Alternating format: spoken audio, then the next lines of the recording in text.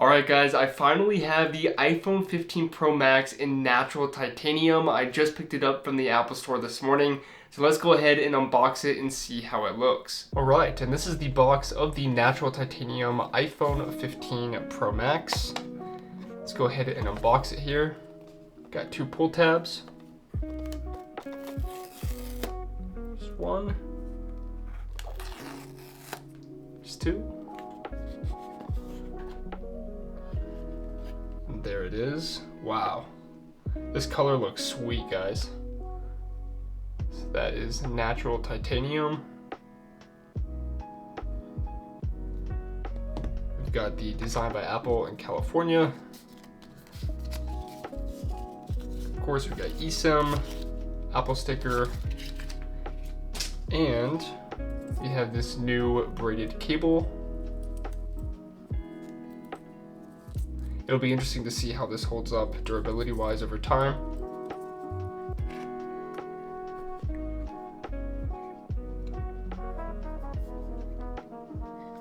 Let's peel this back.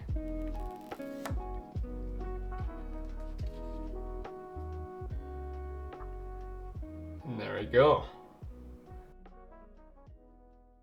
And now that we're done with the unboxing, let's talk about what's new in the iPhone 15 Pro Max compared to its predecessor, which is the iPhone 14 Pro Max, which I have right here. Probably the most talked about feature that came to the iPhone 15 lineup is USB-C.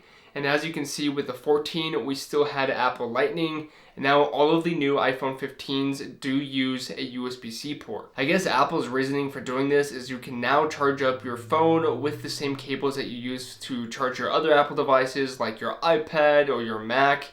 And it is kind of nice to be able to have USB-C on all of your different devices. Plus, there are new regulations in Europe which actually required Apple to make their iPhones with a USB-C port there.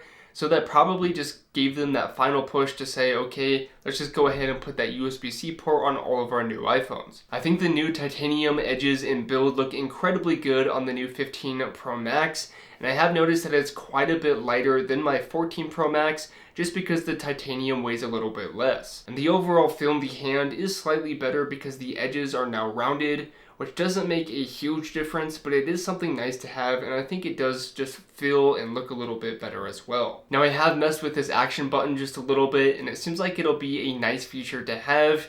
You can access your flashlight really quick, or your phone camera, or you can actually change exactly what the action button does in the Shortcuts app, and I think this will just be an overall good feature to have, especially since it improves the functionality just a little bit. Overall, I am really glad that Apple did introduce the action button because it is definitely a lot better than that mute switch. Now, in case you haven't heard already, the 15 Pro and Pro Max does come in 4 different colors, including natural titanium, which obviously I have right here in the video. There's white titanium, blue titanium, and also black titanium. I think this natural titanium looks even better in person, and it might just be one of my favorite iPhone colors ever. But yeah guys, that's just about everything new with the exterior of the Pro models. We got that new action button, and of course USB-C, the new titanium chassis, and also actually the bezels of the phone are supposed to be just a little bit smaller, even though it's not very noticeable at all. I have to say, I am really happy that Apple is getting rid of these stainless steel edges that are in the 14 Pro Max, because it is just so smudgy, and the titanium chassis just looks a lot better. When it comes to the internals of this phone, we do have the A17 Pro chip, which most of you have probably already heard about, but it is supposedly just a little bit faster and more efficient, which is typical with new processors. But this is the industry's first 3nm chip, which is supposedly 20% faster when gaming, thanks to that 6-core GPU according to Apple. Also, the new hardware accelerated ray tracing will improve gaming as well, making the lighting and reflections just a little bit more real. This is great, but I hardly ever use my phone for gaming from day to day, so I probably will never really make use of these faster graphics when actually gaming on my phone.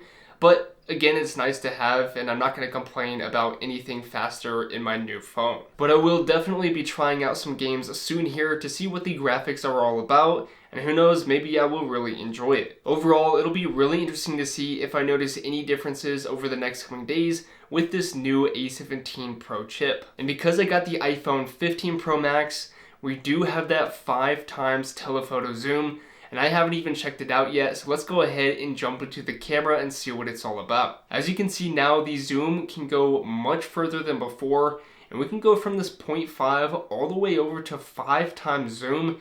I can't wait to show you guys the results I can get with this, so make sure to stick around for my video next week. And I'm sure most of you guys already know how much this phone cost, but the 15 Pro Max is $1,199 for the 256 gigabyte option, which it is the least amount of storage you can get this year, and the 128 gigabyte option is no longer available for the 15 Pro Max. If you're wondering, the iPhone 15 Pro starts at $1,000, the iPhone 15, the standard model, starts at $799, and then the 15 Plus starts at $899. But what do you guys think about the natural titanium iPhone 15 Pro Max? Definitely let me know in the comments down below. Even though Apple didn't give us any massive changes to the iPhone 15, we still have the new USB-C port, the action button, a design refresh, new internals, and overall I am happy with what Apple gave us here. I am really excited to spend some more time with this phone, and I'll be sharing my honest opinion about it in next week's video, so make sure to subscribe to the channel so you don't miss out. With that being said though, thanks so much for watching guys, and I will see you in the next one. Peace!